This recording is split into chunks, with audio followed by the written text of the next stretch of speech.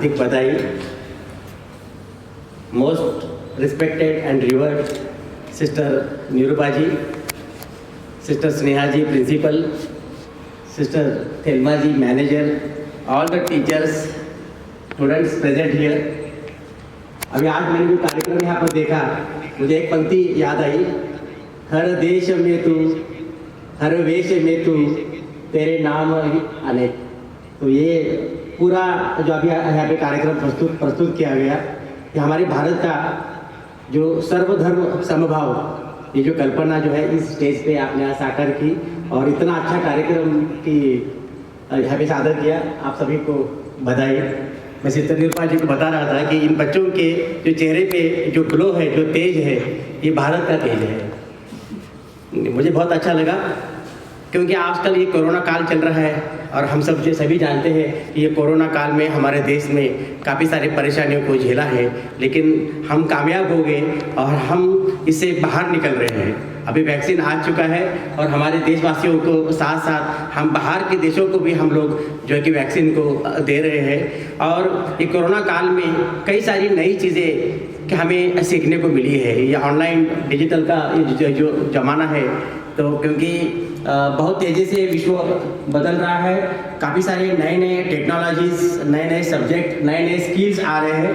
कुछ पुराने जो स्किल्स हैं, पुराने जो जॉब्स हैं, वो सारे अभी कम हो जाएंगे, बंद हो जाएंगे और नए ज्ञान, नया स्किल, नया इनके जॉब के तरीके यहाँ पर अभी आएंगे भारत में भी और पूरे विश्व में भी। और उसी के अनुसार हमारे जो यहाँ के टीचर्स हैं, उनको बच्चों को जो शिक्षा देते हो, इन बातों का ध्यान रखना होगा कि आने वाले 2 साल में, 5 साल में, 10 साल में कौन से नए जो है कि वो जॉब्स या ट्रेंड्स आ सकती है, उसी के हिसाब से नॉलेज और स्किल जो है कि देना पड़ेगा।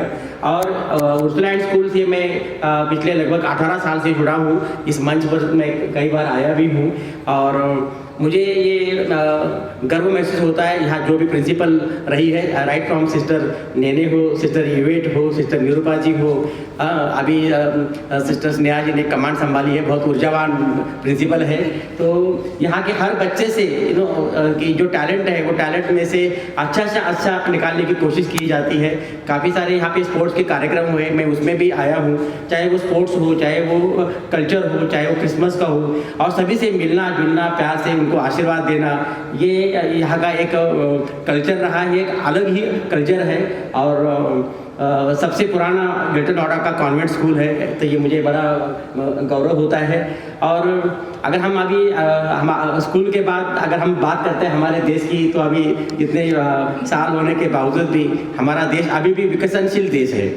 और जैसे कि अभी आप जानते हैं कि आज के तारीख में भी अमेरिका में भी, यूके में, यूरोप में, पूरे यूरोप में कहीं पे सेकंड वेव, कहीं पे थर्ड वेव चल रहा है और काफ़ी सारे वो संकटों का सामना कर पड़ रहा है। लेकिन भगवान के आशीर्वाद रहे, हमारे वैज्ञानिकों, डॉक्टरों ने जो मेहनत करी है, तो कोरोना का जो संकट था यहाँ से काफ़ी हद तक हमारा कम हो गया है। अभी वैक्सीन आया है और अभी इस दुनिया की, पूरी दुनिया में भारत के जो प्रयास है कि वो सराहे जाते हैं।